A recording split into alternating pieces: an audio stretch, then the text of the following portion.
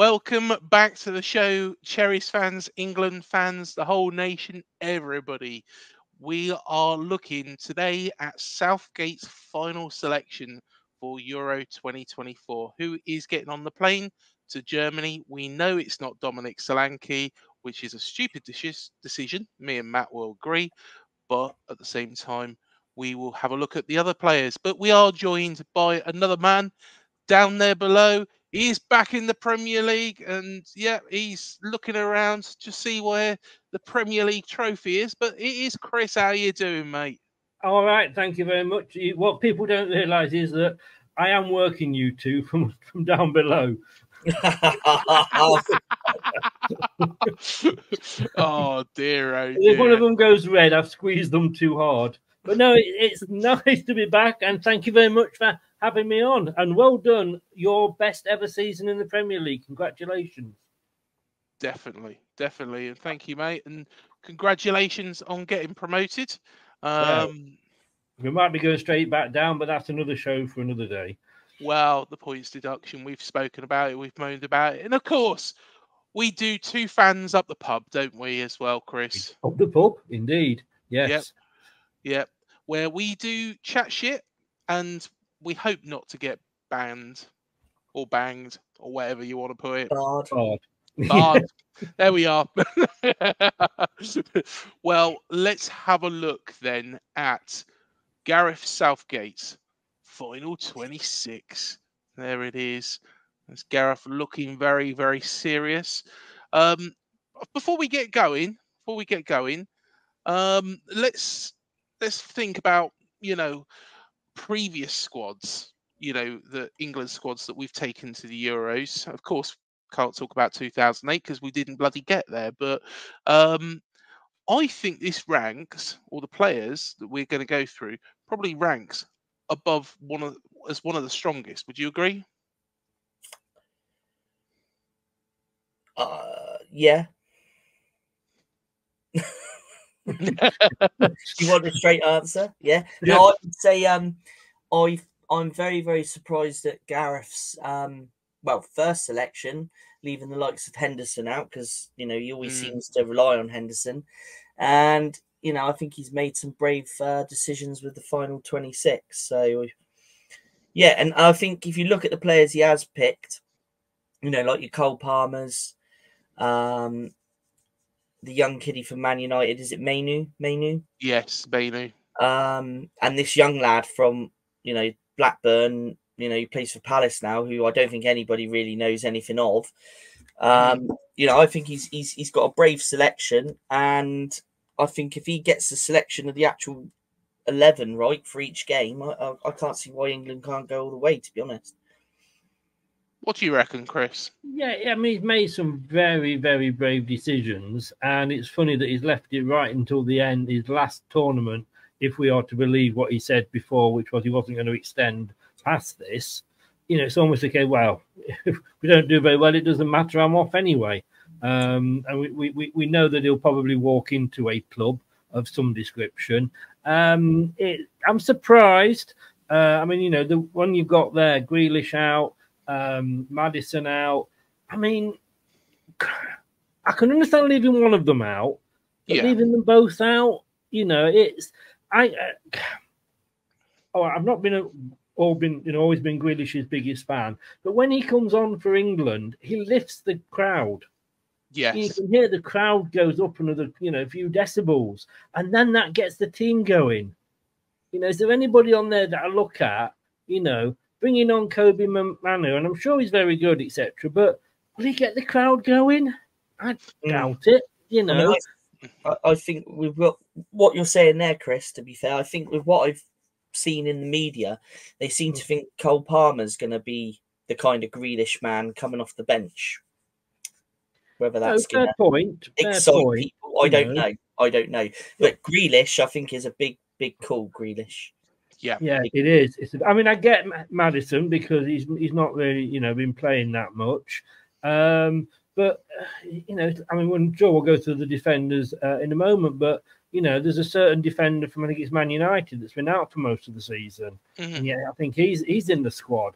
how when you've hardly played any games? You know, it's almost like we're going back to the Roy Hodgson era, isn't it? I know this is one of my big arguments actually, because of course Rashford is out of the squad. Now the thing is with Marcus Rashford, you know, he hasn't had a good season. We know that it's been awful, but he has played some games. You know, not particularly well, but there is those players that will raise their game at a big tournament like this. You know, I'm very disappointed about the Grealish, leaving Grealish out of the squad, and I just don't understand it. Don't understand it for the sole reasons that you've actually listed there, Chris. Is that, you know, he does offer something a little bit different. He comes onto the pitch, you know, he's fast, he's electric, and he's a skillful player. You know, he always gives 110%, and yeah, I think that's a big the opposition as well. I mean, all right, you know, we always say, you know, that, you know, you walk, you know, you run past him and fart and he falls over holding his knee. You know, but when he's playing for England, you don't mind. And that's the sort of thing we'll miss. You know, defenders are scared of him. He runs at them. He doesn't hold off them. And sometimes you need that sort of player. Look, if we go on and win it, we'll all say what a brave decision Gareth did. He got it right, spot on for them. And if we get knocked out of the group stage, we'll say, why the bloody hell did you take Grealish and Maddison and all this, that, and the other? But look, there's some other players in there that I would question, but I'm sure we'll come to those as we work through it. Yeah, how about we start working through it now? And let's go to the most obvious position on the pitch, the goalkeepers. Now, I think this really, you know, apart from Henderson, I think it picked itself.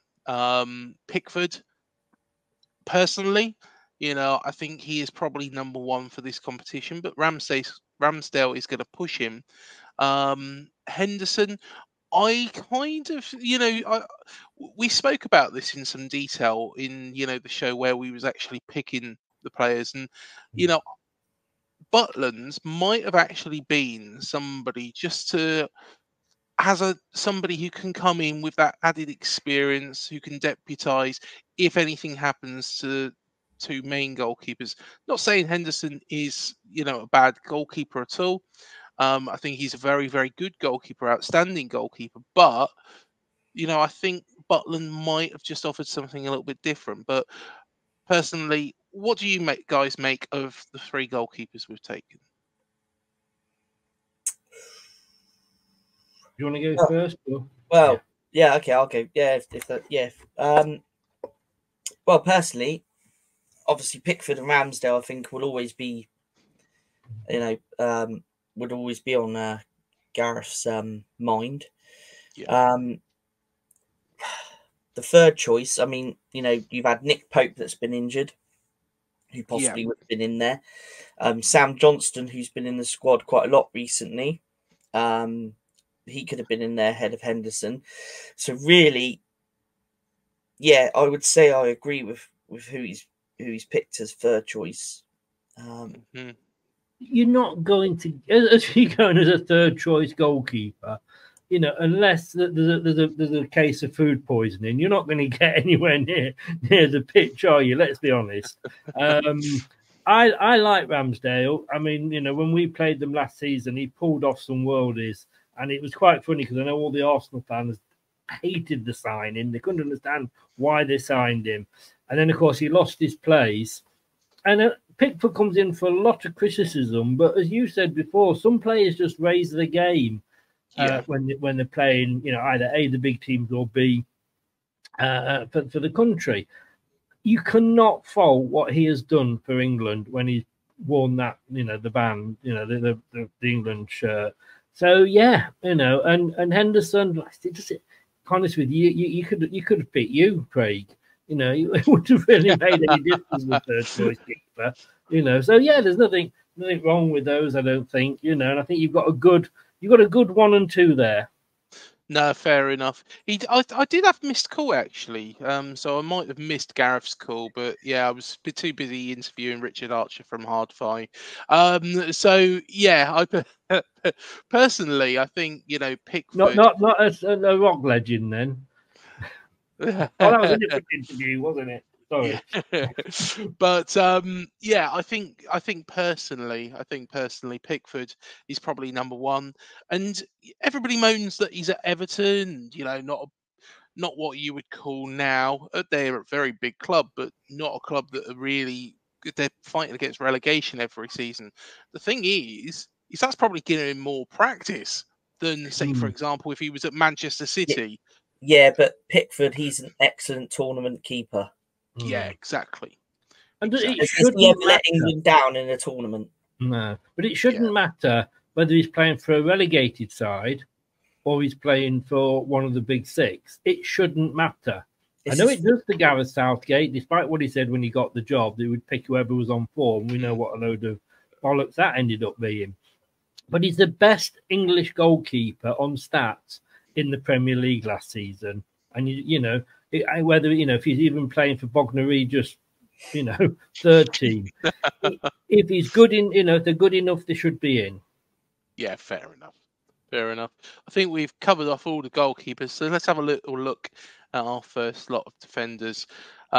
Lewis Dunk, Mark Guéhi, Joe Gomez. For me, yeah, no, I can't fault any of them. I mean, Dunk, I'm not his biggest fan, but yeah, the other two, definitely. I think maybe if Maguire had been fit, I think for me, Dunk would have missed out. Yeah. I think he's there as I'd be surprised if he starts with Maguire being missing. I think he's there as a bit of a backup. Joe Gomez, I mean, can play across the whole of the back four, so Yeah. it's a handy player to have. For me, it'd be the young man in the middle that gets the nod as Maguire is out, because I think he's had a fantastic. I think he was injured towards the end of the season, but at the start of the season and last season, I thought he was a real good, strong performer in that Palace side. So, and I like him. So for me, centre back pairing is quite a simple choice, really. And I've got to be honest with you, Mark Guéhi is somebody that I really, really do like. I've banged on about him quite a bit. So I'll save you the hassle of listening to all that again. But I tell you what, he's not like you to bang on about anything, Craig. But yeah, I completely agree. Mark Guéhi, fantastic defender. I think he's got to and start. Isn't it nice to? I mean, we've looked at just 6 players, and a third of those players are from basically, and no disrespect, an unfashionable Crystal Palace. Yeah. And it's great. I love to see that, Yeah, exactly. It's very, very different if you go back to like the Euro 2004 squad, which I think was the majority of Man United, Arsenal, Chelsea, players, really, wasn't it? I think it was only maybe Rooney from Everton, I think, in the side that maybe wasn't a top 6 or whatever at the time. But no, it's good to see 4 Palace players in there, definitely. So it's a real credit to Palace. Well, let's have a look at the next lot of defenders. And we've got Konsa, Shaw, and Stones. I think Stones picks himself. Now, this man is probably who you was going on about, Chris. Luke Shaw. Yeah. Well, Luke Shaw, I think we'll touch on Luke Shaw a little bit further down the route. Yeah, fair enough. Fair enough, because I've got my own opinion on that. But Ezri Konsa, I think, excellent defender, and has had a fantastic season at Villa this season. Again, quite versatile, isn't he? Because he's played right back, can play centre back. So yeah, another good player. Like you say, he had a great season for Villa. So yeah, it's good to see him in there. And like you say, Stones picks himself. I like John They've Stones. conceded a lot this season, though, Villa. When you look at the three above them, they've conceded 34, 29, 41, and Villa, and Tottenham as well. But we're talking about a Villa defender here. 61 goals conceded. Now I know he's not the only defender there, and there's a lot of others, but that is something I think you've got to take in. Aston Villa have got there, and well done to them, but they're not particularly high scorers, and they've conceded, like I say, a shed load more, 20 more goals than Liverpool. Yeah, that's a very true point. I think Villa last season, they were some of the games that they played in. I tell you what, watch their game against Manchester City, and I've never seen a team play so convincingly and have so much control over Manchester City in the Premier League. They were outstanding. So they can defend, they can manage the game well. I think they're one of those. They're a bit like us, where they play very high pressing football.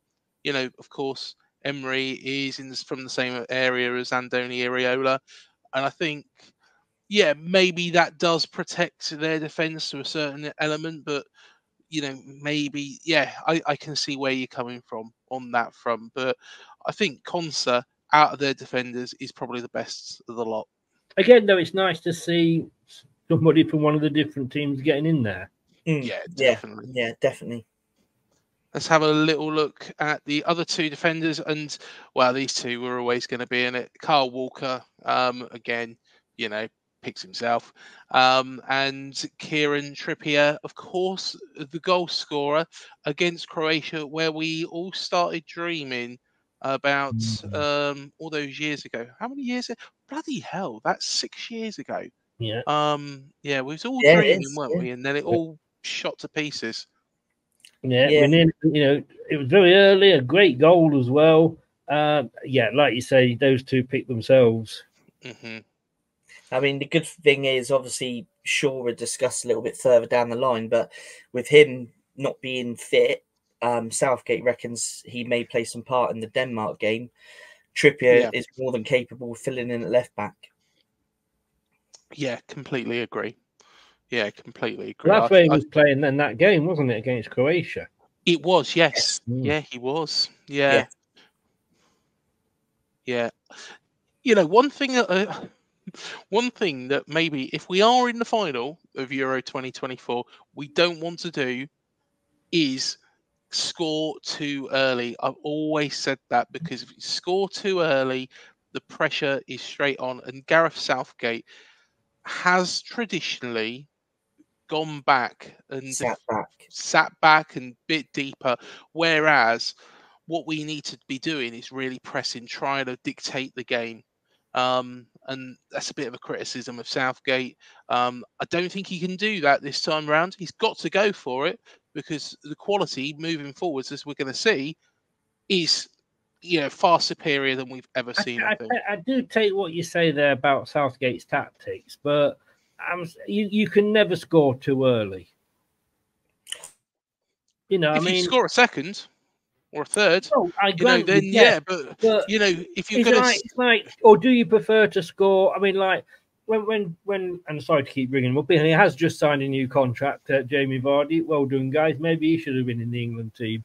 But look, he scored in under a minute against Southampton. All right, we did go on and score 3 more, but I'd sooner him score then than score in the 92nd minute, and we've been biting our fingernails and what have you. I just think as long as you score, I don't care when it is. I see where you're coming from, but I just feel, and I said it, I was watching the game with a group of lads, at the last Euros, and I said, we've scored too early, we're going to sit back, and that's exactly what we did, and we did that. The thing is, but the thing is, when we look through this squad, you can see that England's best players is in the midfield and in the attack. Agree, so if we score early, we've got to score another. Exactly. That's what I hope that Southgate's going to do. Yeah, I mean, this is a squad really that's not. You know, you've got Declan Rice, who's probably one of the best holding midfielders in the world. Yeah. You know, you've got Bellingham. You know, and then you look at the attack. You know, Foden, Saka, Kane. You know, as we go through, you know, that's where England's real strength is. Well, I'll tell you what. Let's start going through them. And here we are: Alexander-Arnold, Gallagher, and Rice. Personally, Rice, one of the best midfielders in the world, and that's forgetting. That's not thinking about the other midfielder that we've got, who has recently won a Champions League. Rice, I think, he's outstanding. And yeah, he's got to start without a shadow of a doubt. He will start. And All he's depends whether his Uncle Ben lets him or not.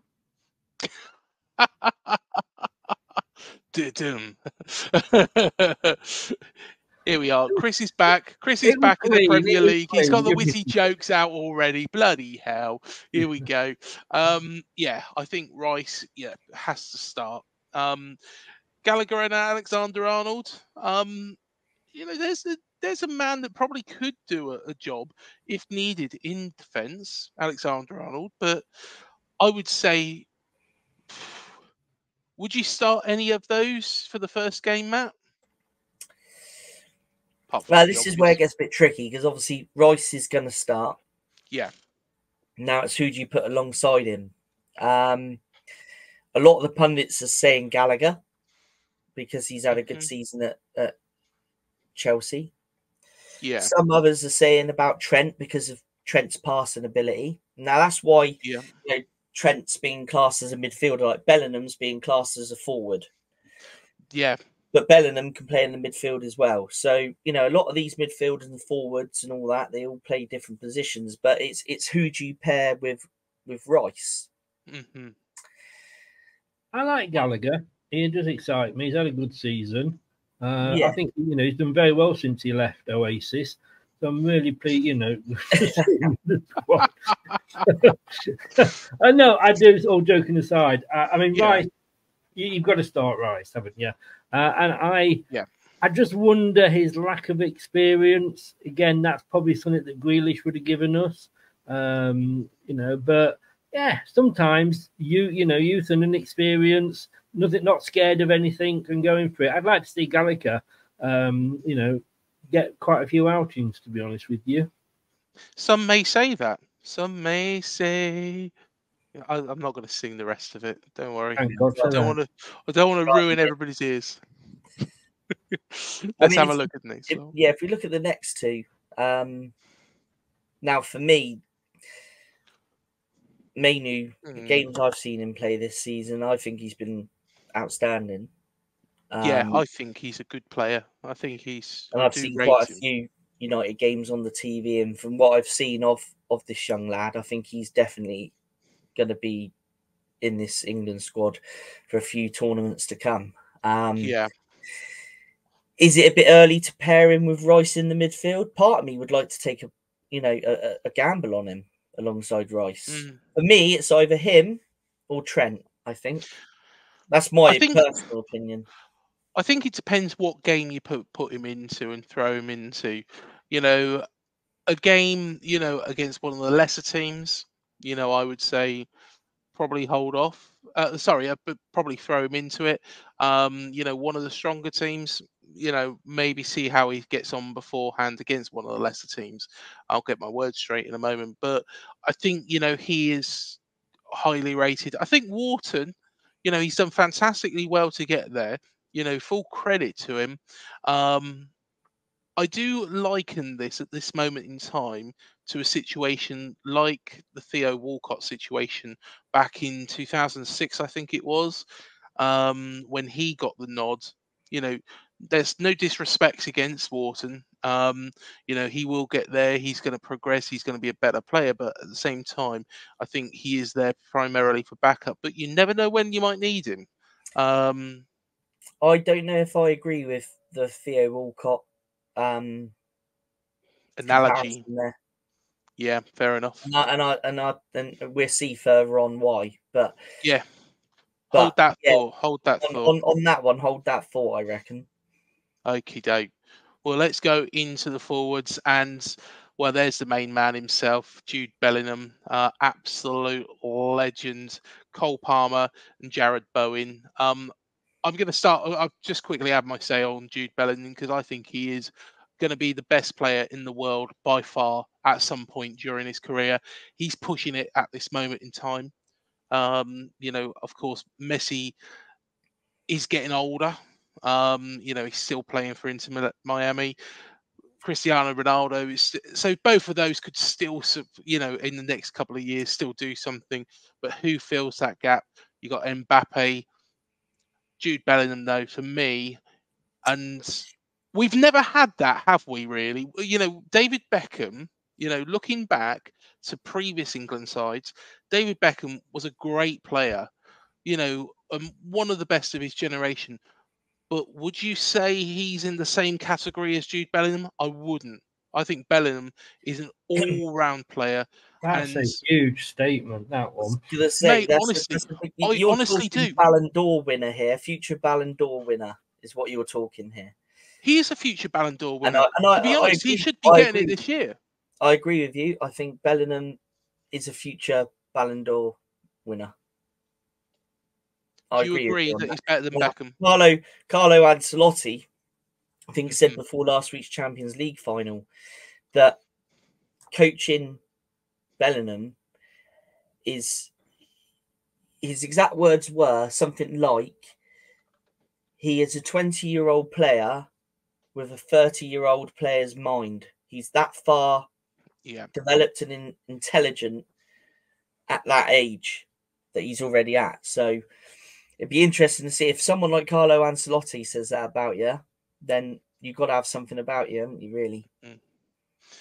I think he's ready now. I always said about Bellingham, a couple of years ago, I said he's probably going to be a player who, in 2026, could help England win the World Cup. But I think he is ready now. What do you reckon, Chris? I mean, I always worry about putting too much pressure on these players. They suddenly have a good season or whatever, and they're going to be the next Messi. They're going to be the next Ronaldo. Yeah. And I'm not saying that he won't be, but let's not put too much pressure on these lads. That said, look, he's gone into a Champions League final, played brilliantly, and you don't get much more pressure than that, do you? So, it's like when you see a game, a cup final, and it's between the first and second team in the league, then they're usually a letdown.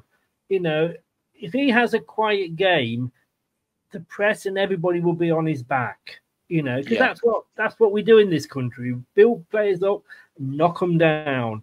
And, I've seen it. There was a striker at Bournemouth that was getting so much stick when we played you. Same with one of our strikers getting stick as well. And players are affected by it. And they do read social media. They do read the papers. But if you're good enough, you're old enough at the end of the day. And do you risk playing him? Yes, you do. I mean, you go back to the Saka thing with the penalties in the last Euros. Yeah. Everybody's saying like, oh, he shouldn't have been taking a penalty. He was too young. Too young? He's playing Premier League football. He was in the England national team, and he was there because he was one of the best penalty takers in practice. So you've got, yes, you stick with players because they are a name, and. I mean, we'll come on to him in a minute, but there's a certain striker that, he's never going to win anything. I don't know why we've taken him. But, he's going to be good. But I just hope we don't overload him with, expectation. No, fair enough. Cole Palmer, very, very good player. And Jared Bowen, I don't know if you could call him a surprise inclusion, but I think, he's deserved his place. Yeah, I think he's earned it. Definitely earned it. He's had a good season for West Ham. Are we going to see a lot of him? We'll see. I don't think we probably will. But he's that bit older, hasn't he? He's got the experience, Yeah. And to talk to like the two guys up there with him and take them aside if they don't, have a brilliant game, to sort, have a word in their ear. Yeah. I mean, he's definitely going to benefit the squad massively, and your Cole Palmer, well, that's your Grealish, that's your impact player that's going to come off the bench and try and change a game for you. I think he's going to play him out wide, obviously. So yeah, that's where I see them anyway. Yeah, I still would have taken Grealish, but yeah, it's a big call. But let's have a look at our next few. Oh, Erebeshi Eze, a man that I've got so much time for. Of course, fantastic season at Crystal Palace. Somebody I've always said, alongside Michael Olise, is a better player than on his own. But we shall see. I'll put that to you in a second. But Phil Foden and Anthony Gordon as well. Foden picks himself. Eze, is he going to be a decent player considering he's not going to have Olise? Well, if he gets game time at this tournament, then we will see, won't we, on that one?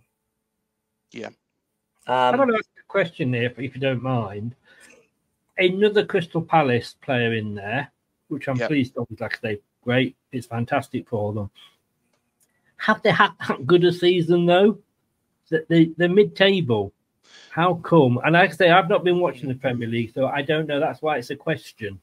How come with all their players are suddenly getting England calls up when they finished what was, in fairness, no disrespect, 2 points above you? Well, I got to be honest. I think Palace, since Oliver Glasner has taken over there, have been exceptional. Now, Eze and Olise, for the early parts of the season, and this is what I said as well the previous season, didn't I, Matt? When one of them isn't playing, their midfield is half as good, and this is the biggest concern. And it doesn't matter if Olise's playing without Eze and Eze's out injured. Olise's half the player. Eze's playing, but Olise's injured. Again, Eze's half the player. You get them both playing together and they're exceptional. And that is why, I'll throw this out there as well. I personally think, considering Olise's born in Hammersmith and he's not been picked and he's been snubbed by the French team, I'd bring him into the England squad. But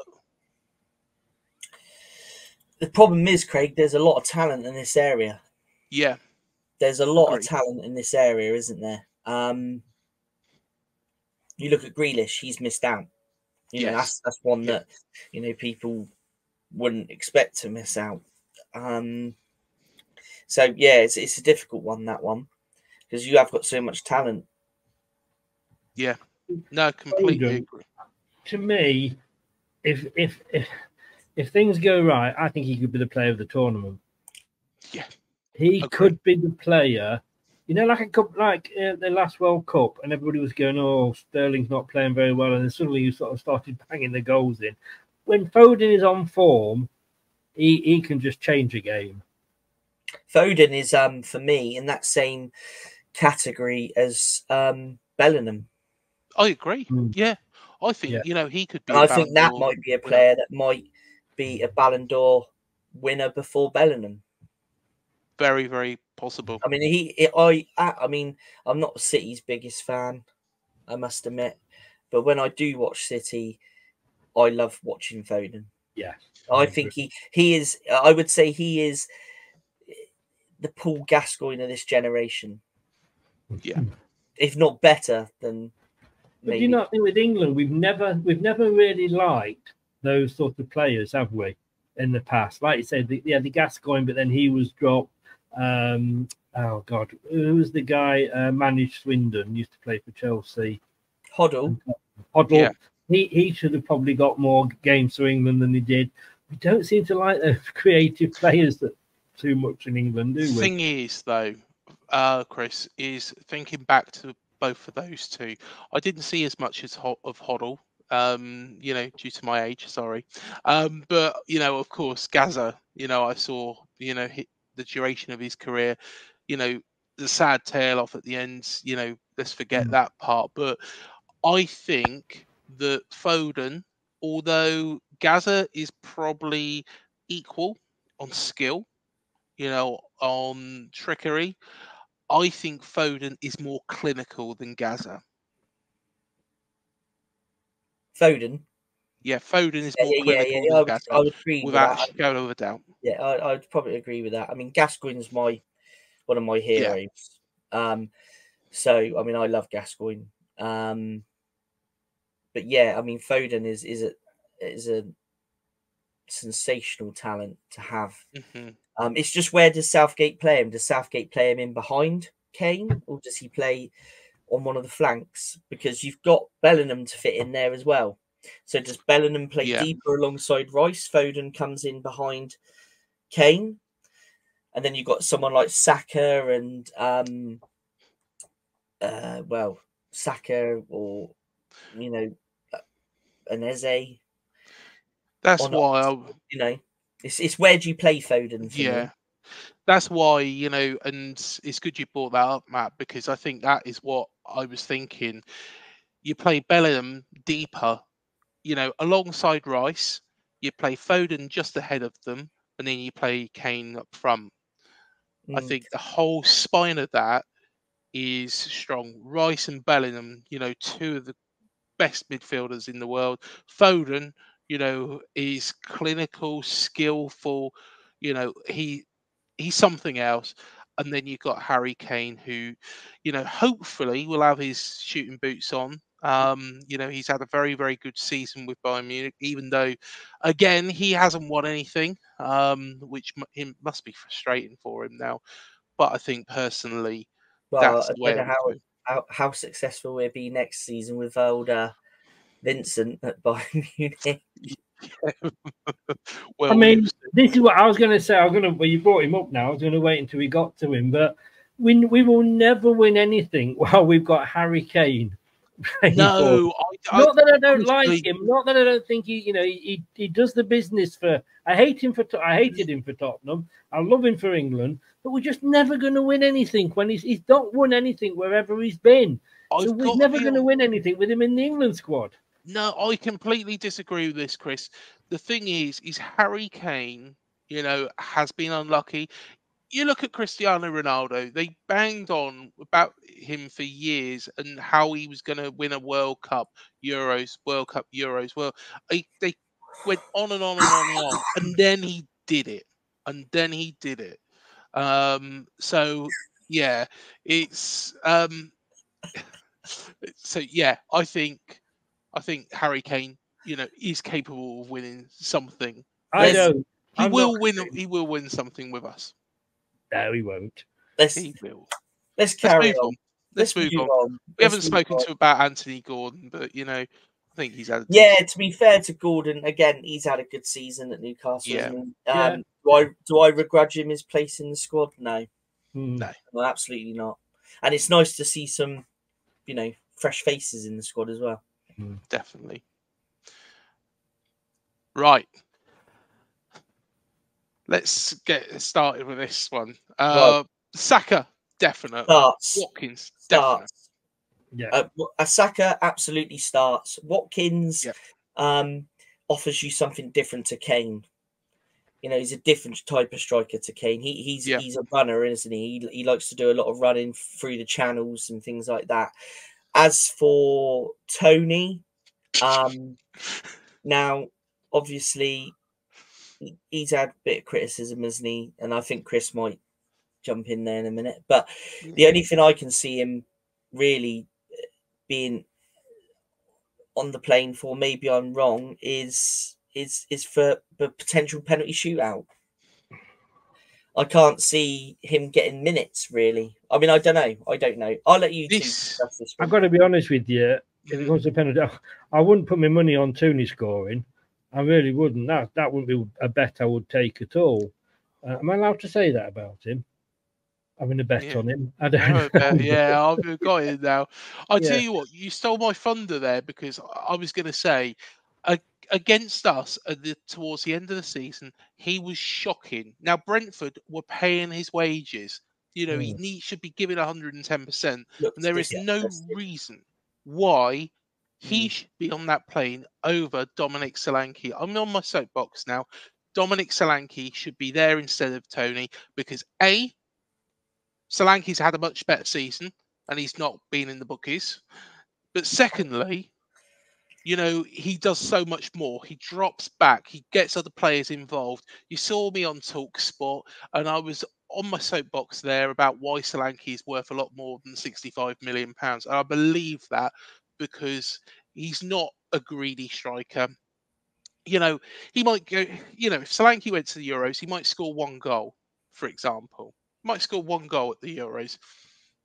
Might get minutes, but it'll be what else he does on that pitch. That's why the difference would be, and that's why Tony shouldn't be there. Solanke should be. Right, I'm going to shut up now. How many games this season has Solanke played? I'm trying to think of games where he hasn't played. I was going to say, so most of the season. Yeah. Oh yeah. He's played the vast majority. Yeah, there we go. Tony, how many games did he miss? How much of the season did he miss? Well, I think he missed about 23, 24 games because half the season, isn't Yeah. it? So what the fucking hell is he doing on the plane? Yeah. He played half a season. I'm sorry, you don't.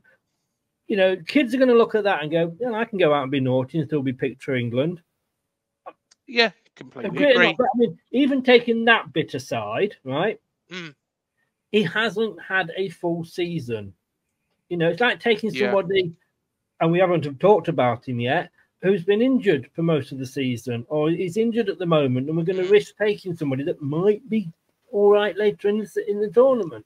Tony should not be there. And if Solanke's good enough, yes, he should be there instead. And like I say, I've not followed enough of the Premier League to know who the top English goal scorers. But if he's if he's been doing the business for you and he's played all the season, or much as he can with injuries or suspensions, brilliant.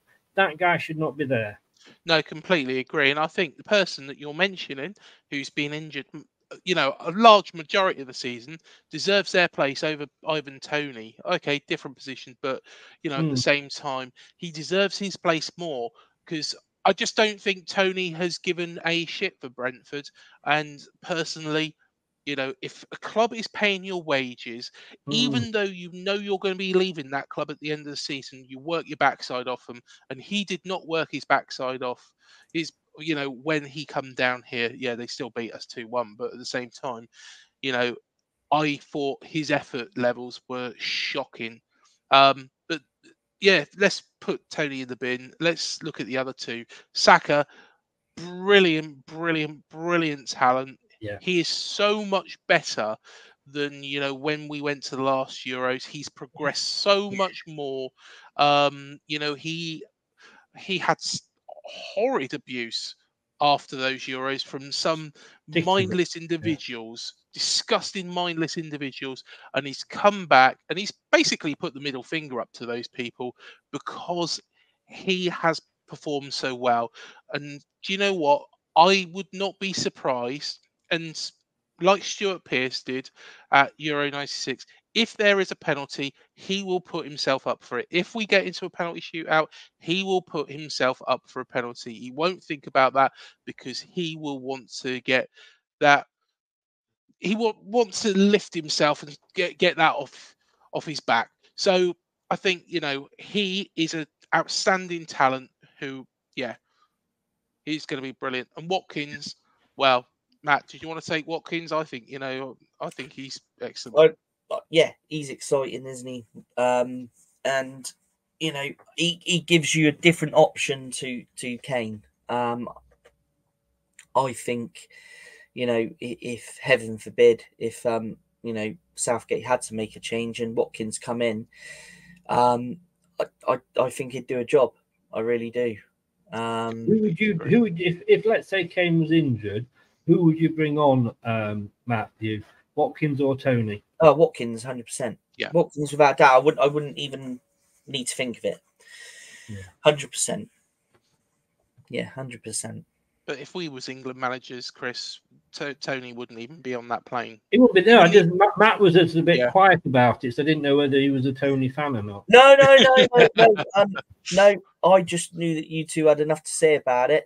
So I thought I'd let you carry on. But no, for me... Well, you're used to partnering Craig, aren't you? It was interesting. And after we finished the forwards, we'll look at the side that myself and Luther Blissett put together. And where we were right and where we were wrong. And he made a very good argument for the reason why Tony is on the plane ahead of Solanke. And he's an ex-professional, so I'll I wasn't going to argue with him. So no, fair enough. And I did get Luther's point why Solanke wasn't going. Southgate seems to trust Tony in some way, doesn't he? But is he going to get a lot of minutes at the Euros? I don't think so.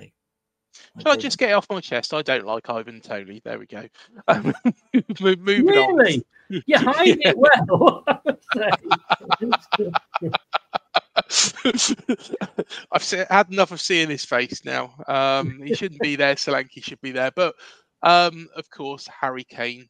And you're shaking your head, Chris.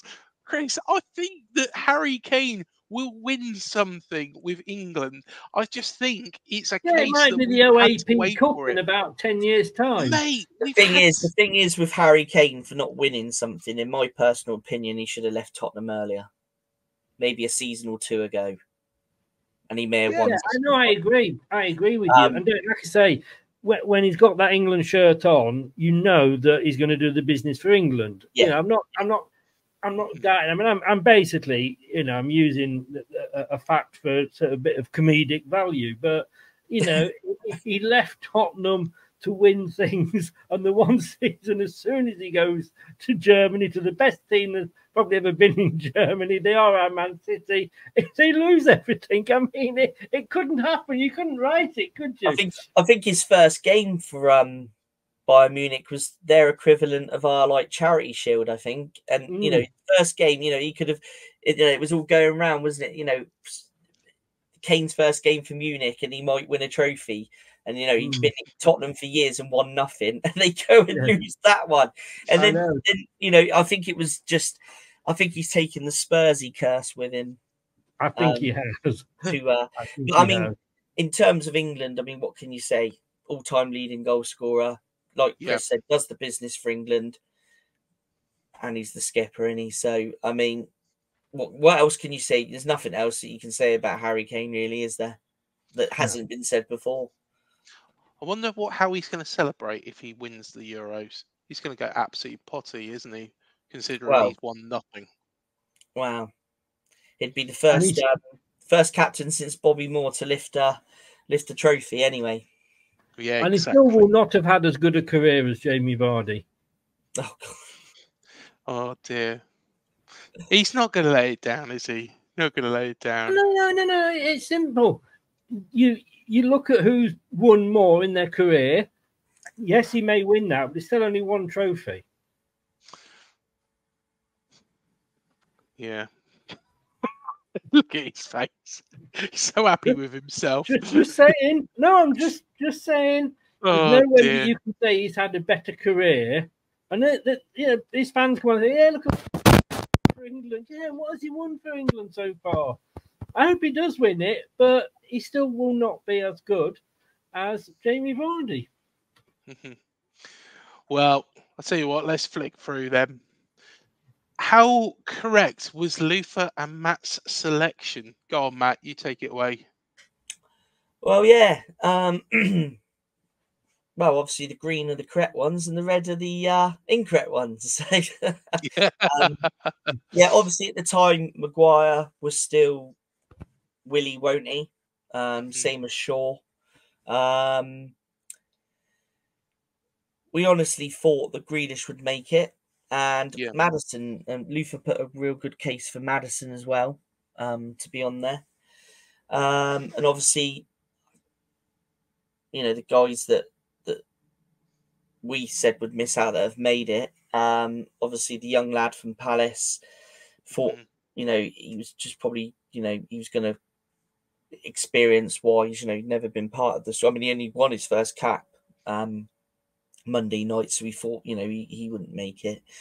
And Gordon and Eze was kind of, with your Grealish, your Saka, your Foden, kind of where does he, where do they fit in? But yeah, quite surprisingly, we only had a difference of 3, which is out of 33 men isn't a bad guess. And one of them was your hand was basically tied, really. Maguire missing out. I can understand that. I think Maguire. Yeah, I think Maguire would have been on there if he was fit. Yeah, most definitely. He likes Maguire, doesn't he? Maguire. Yeah, definitely. Well, this is the missing men. So, yeah, this is what Gareth Southgate said. So he said, I spoke to some of the boys Wednesday night and some Thursday morning as early as they were able to once we had made decisions. Once we had made clear decisions, we tried to make those decisions as quickly as we could, really. There were 1 or 2 injury things that we had to confirm through training just to be certain. As I said, I tried to tell them all as early as I could. All of the players took the news really respectfully. Of course, all players will think they should be in, and that's why they are top players. They have that self-belief and mindset, but the fact is we have some players who have been playing extremely well in the league all season. To be honest, the only one I think, and you know what I'm going to say, Grealish. Grealish, who would I drop out? Maguire had to drop out, really. The one I would probably drop out, even though I have sang his praises during this video, I would probably say Eze, but I'm not sure. Oh, it's difficult. I don't know, but is. Do you see why those players missed out, Matt? Maddison, yes, because I don't think his form was great after his injury. And that's the thing with an injury. It's all right having an injury, coming back playing, but sometimes it takes you a bit of time to get your rhythm back. Before his injury, I thought he had a good season at Spurs. Curtis Jones, not surprised about. I thought Branthwaite would have been in there, possibly. Yeah. But yeah, the main one's Grealish, really. Yeah, completely agree. Chris? I'm coming back to it. We've not mentioned him yet. Maddison came back from injury, wasn't very good at all. So he's missed out. And yet he's taking Luke Shaw, who's played less games than Ivan Toney. Okay. What the fuck is he doing in the squad? No. Yeah, has he ever been that brilliant anywhere? He's been okay. How the hell has he made it? Luke Shaw has played 12 Premier League games this season. He's got booked in half of those. All right, he's played 2 Champions League. He's played 1 FA Cup. I don't know whether that was the final. I doubt it. I don't think it was. What the hell is he doing? We take injured players at our peril. We took Rooney. It didn't work out. First decent tackle, he was out. We did it with Robson. And you guys are too young to remember. But we take Robson. He goes, second game, he's sent home with a shoulder injury, with his arm in a sling. Why are we taking injured players? Am I not right thinking, though? Wasn't Luke Shaw a doubt before the last Euros, and he bloody scored in the final? I rate Luke Shaw. I like Luke Shaw. I think he's a great player, and shortly we've got Southgate's justification on the gamble of Shaw. So it'd be interesting to see what is said.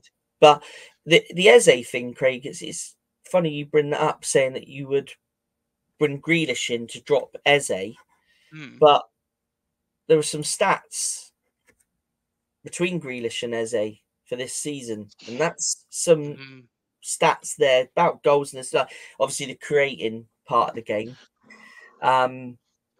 you know, with assists and goals. Okay, don't get me wrong. I really, really like Eze, but you know, personally, I would have taken Grealish just for that, what he does. If you're looking at form, yeah, and this is just Premier League, so if you're looking at form, and Gareth, you know, like always said, he takes players on form, you would take Eze. He doesn't take players on form; he takes players that are injured. Well, yeah, but he says he takes. That's why I was doing that. Takes players on form. You know, takes players on form. But you know, and I was quite in. I mean, these stats were put out recently. Yesterday, I think it was. So you can kind of justify why Southgate's made that decision in some respects. Yeah, no, fair enough. Fair enough. And then Southgate on the Shaw gamble. So let me read through this. So Luke Shaw has progressed really well over the past couple of weeks. At the moment, we feel he could have some involvement in the second group game against Denmark, but of course, you've got to keep hitting the markers. He's had a good volume of work and is operating at good speeds as well. So I think you can take one gamble. That's a gamble where we've got enough evidence that it could pay off. Positionally, because of what he brings with his experience and the fact he is a left footer, that's a big, big point, who can drive forward and give us another attacking option as well. That was a situation we wanted to explore. And that is a very, very good point with regards to Luke Shaw. Would you agree? No. You still think Luke Shaw shouldn't be on the plane, Chris? Exactly. Yeah. No, fair enough, mate. Fair enough. He's picked a 33-man squad, hasn't he? Well, it was provisional, and now it's cut down to 20. We're taking 26. So this is 26 now, yeah? Yeah. But it isn't a 26-man squad. It's a 25-man squad and a sick note. I think you've got to take him. Honestly, you take anybody that's injured. And what if he's not injured? I don't know we know we lost to Iceland in that Euros. Roy did that with somebody. He took somebody from Arsenal. What was he called? I'm trying to think now. Oxlade-Chamberlain? No. Oxlade-Chamberlain? It was an Arsenal player who hadn't played virtually all season because of injury, and they took him along, and he may well have even been substituted as a substitute. In fact, no, the game before Iceland, Hodgson took him off because he was awful, and then brought him on for the Iceland game to try and turn the game round. And he just wasn't up. Yes, okay, he may be fit, but there's two things here. There is fit and there is match fit. How many times have you seen a player that says, yes, I'm fit to play, and technically is fit to play, but he's only coming on for, 15 minutes here, 20 minutes there. We may only have 3 games and we could be on the plane home. We haven't got time to take that risk or ease him back in. Yeah. We've been that cocky that we think we're going to walk this group. Maybe we should do, but you cannot take sick notes. I'm sorry. It weakens the squad. Matt, do you want to have the final decision on this? I'm on the fence with this one. If it had been a 23-man squad, I'd be totally in agreement with Chris. Okay. As it's a 26-man squad, and because of who the player is, and I rate Shaw, and obviously he's left-footed, left back, and if he's gonna be available and he hits his targets and he is available from the second game, then he's then he's in the squad. But the problem is, and we all know this with injuries, if he has a setback, and he's out injured, we can't replace him. So then we do go down to that 25-man squad. Exactly, and that was the thing with the likes of Rooney and Beckham as well. Beckham, yeah. You say, well, he's fit, and then he goes out to play, and he gets caught wrong, and he's out for the rest of the tournament. And what? Yeah. I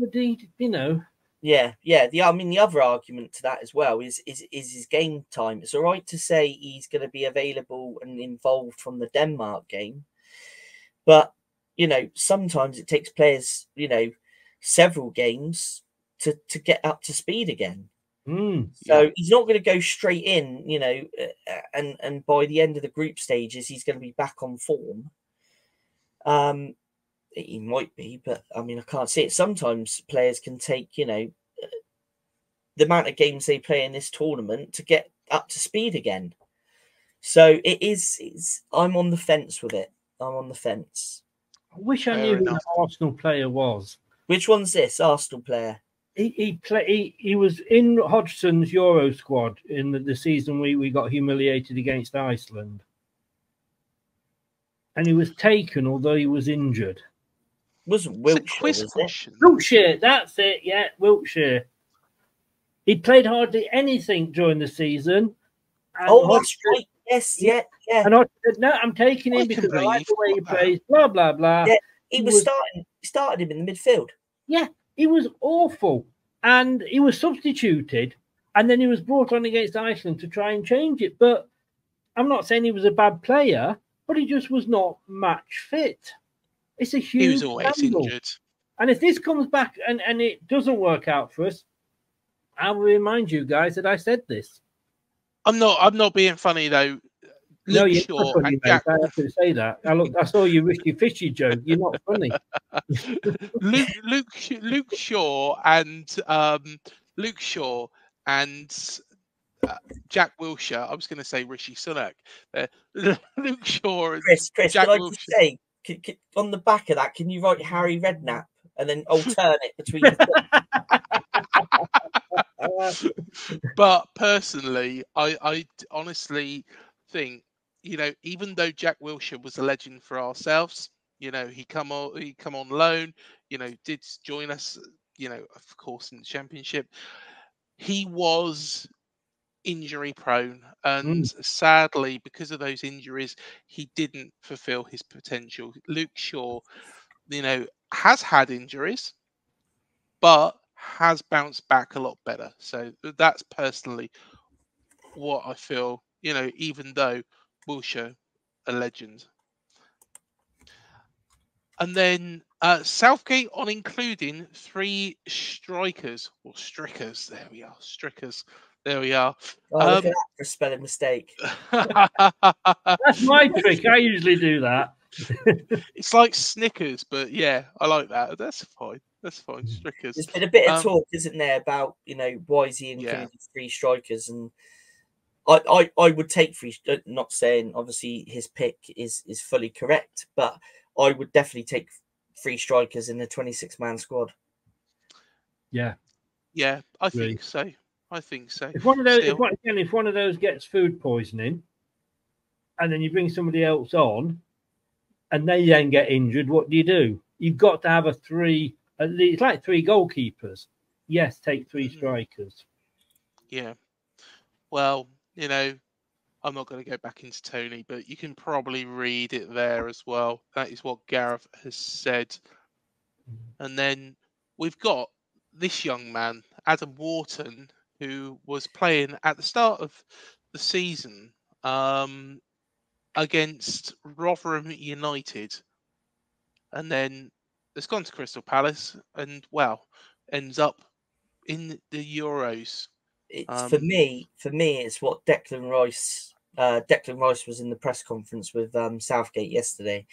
Didn't speak much from what I saw because obviously most of the questions were going to Southgate for the selection. But what he did say about this lad, he said you can see in players who are top level players at 20 and players that are on the cusp of stuff, and he's top level. He sees a pass early, left and right foot, and really impressive. So he's impressed Declan Rice. And there is some talk in the media that he could potentially start alongside Rice. Yeah. You know what gets me though, that if he stayed at Blackburn, he would have still been the same player, but he would not have. Nowhere would he have been anywhere near that squad. Yeah. No, but he's done so well. And if I'm right in thinking, he did play against ourselves, didn't he, when Palace come down to Dean Court? I'm sure of that. Yeah, and he did have a very good game that game, even though the weather conditions were absolutely terrible. And, just to go back on what Chris just said there, if he'd stayed at Blackburn, he would have been the same player. So, Chris, are you saying we should look at Championship for players for England as well? Yes. Yeah, no, see, I've always been, if a Championship player was put in the England squad, I wouldn't, as long as the player was good and on form and decent, I mean, the Championship is, as we all know, is a very, very difficult league, a very good league as well. Yeah. And he's gone from playing, Championship football at the start of the season to come into Palace, and now he's going to the Euros with England. I mean, I'm not saying that the guy at Palace hasn't improved him. He may well have done. I haven't seen enough of him. So he may well, under a different coaching setup, he may have improved his game. But it's only been half a season, obviously, since the transfer window. But it's just think he wouldn't have got picked if he's still been at Blackburn. But he was obviously doing good at Blackburn because Palace went in and bought him. And what a signing they've made. Good recruitment. Yeah, no, definitely. If somebody's doing well, I mean, you can't say that the top half of the Championship, a lot of those teams were as good as the bottom half of the Premier League this season. And yeah, if they're good enough for that, they should be picked. But they will never get looked at. They'll never get looked at. No, fair enough. Well, let's be honest. Dominic Solanke he got considered, but didn't go on the plane. That does hurt, doesn't it? I can see that is really, really hurting you.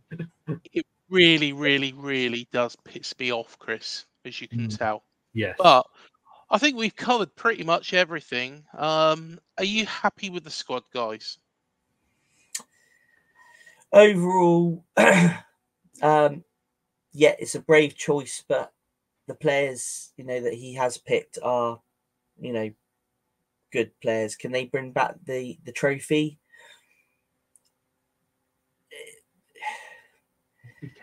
This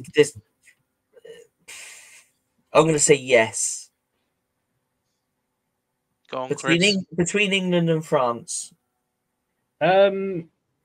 Look, whoever he picks, it's bad enough when your team, your club manager picks a team. You don't always agree with the 11 that he picks to start or the squad.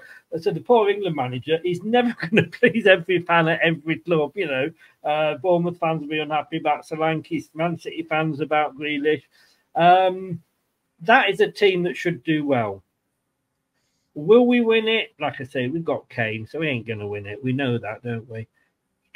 Could we win it? Yes. Will we win it? No. And that's joking aside from the Harry Kane thing. I just think we're just not going to win it because it's England.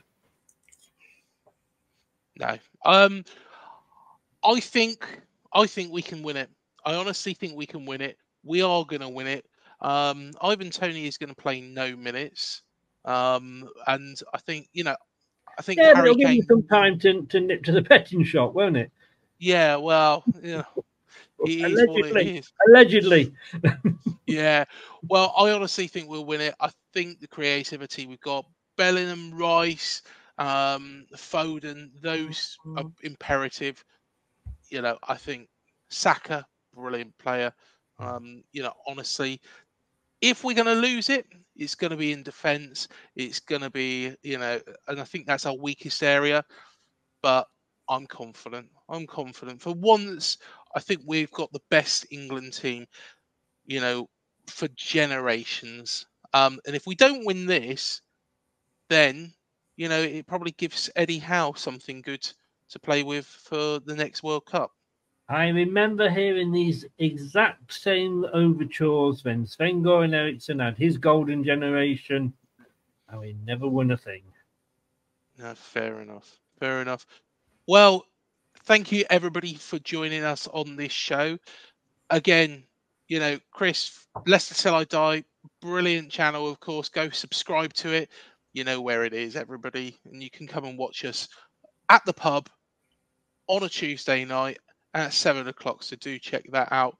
And Matt, yeah, we will no doubt be chatting again very, very soon, won't we? Yeah, and we've got Doug coming up over the weekend to talk about his love for Ryan Christie and the Tartan Army. Definitely, definitely. So until the next one, oh, hang on, hold on. Oh, I might have a late call up to the England squad. Hang on, 2 seconds. Hello, hello. Oh yeah, yeah. Yeah, I'll have a tenner on mountain speed. Yeah, that's great. Yeah, fantastic. Oh, I'm in the England squad as well. Oh, great stuff. I'll see you there. No, thank you for joining us, guys. What a corny joke that was. What a corny joke. Thanks for joining us, guys. See you in the next video.